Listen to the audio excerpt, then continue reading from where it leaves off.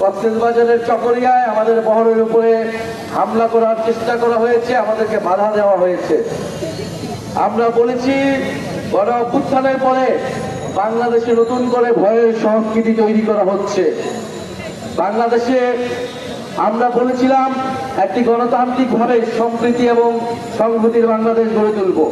যদি আপনার মত প্রকাশের অধিকার থাকে, আপনার মতের বিরুদ্ধে গেলেও আপনি সেটা গণতান্ত্রিকভাবে প্রকাশ করবেন। কিন্তু আমরা আজকে দেখছি অগণতান্ত্রিকভাবে একটা রাজনৈতিক দলের কর্মসূচিতে বাধা প্রদানের চেষ্টা করা হচ্ছে।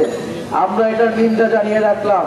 আমরা জানি জনগণ যেই অগণতন্ত্রের বিরুদ্ধে, যেই স্বৈরতন্ত্রের বিরুদ্ধে এবং মত প্রকাশের স্বাধীনতার পক্ষে গণ অভ্যুত্থানে করে নেমেছিল, ইনশাল্লাহ সামনের দিনেও যদি ভয়ের সংস্কৃতি কেউ তৈরি করতে চায়, জনগণ আবারও রাজপথে নামবে।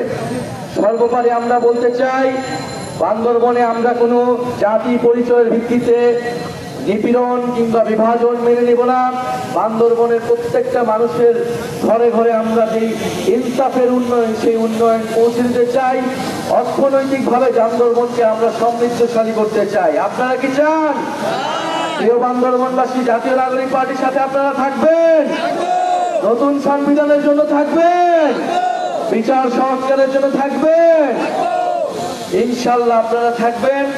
আমাদের আগামী দিনে সংসদে আমরা চাবো বান্দরবনের সকল জনগোষ্ঠীর প্রতিনিধিত্ব নিশ্চিত হবে, উচ্চ কক্ষ এবং নিম্ন কক্ষে উভয় কক্ষেই নিশ্চিত হবে। যে আমরা একটা নতুন সংবিধান এবং বিচার সংস্কারের কথা বলছি।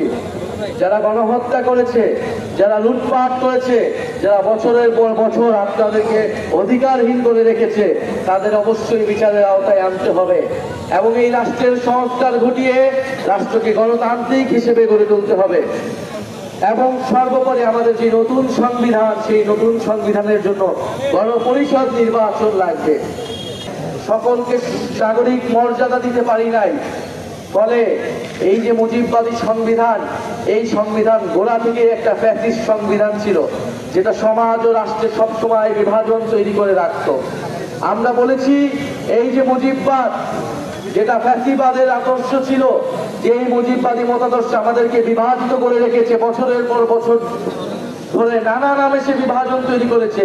কখনো মুক্তিযুদ্ধ বনাম রাজাকার, কখনো বাঙালি বনাম পাহাড়ি, কখনো কখনো ইসলাম বনাম ধর্ম নিরপেক্ষতা, নানান বাইনারিতে নানান বিভাজনে আমাদেরকে বিভাজন করে রেখেছে। গণ অভ্যুত্থানের মধ্য দিয়ে এই সকল বিভাজন দূর হয়েছে। সবাই আমরা একটা ঐক্যবদ্ধ জায়গায় আসতে পেরেছি।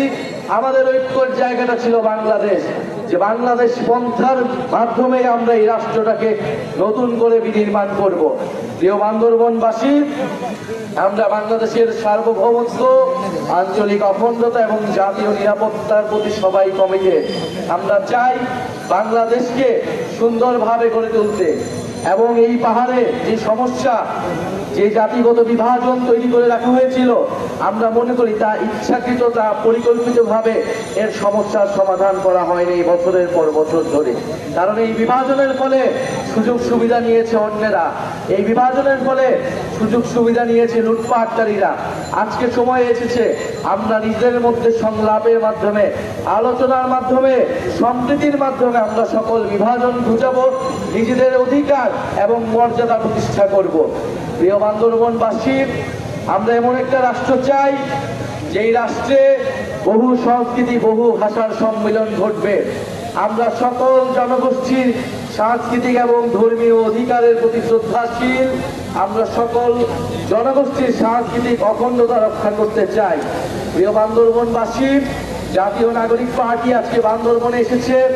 পার্বত্য চট্টগ্রামেও জাতীয় নাগরিক পার্টি পৌঁছে গিয়েছে। কারণ এই পার্বত্য চট্টগ্রামেও আমরা জানি গণ অভ্যুত্থানের সময় আপনারা লড়াই করেছিলেন ফ্যাসিস্ট সরকারের বিরুদ্ধে। ফলে জাতীয় নাগরিক পার্টি বান্দরবনে আজকে যে যাত্রা শুরু করলো, ইনশাল্লাহ বান্দরবন সহ পার্বত্য চট্টগ্রামে জাতীয় নাগরিক পার্টি শক্তিশালী ঘাঁটি হবে। সকল জনগোষ্ঠীর মানবিক মর্যাদা এবং অধিকার রক্ষায় জাতীয় নাগরিক পার্টি সফলভাবে কাজ করবে।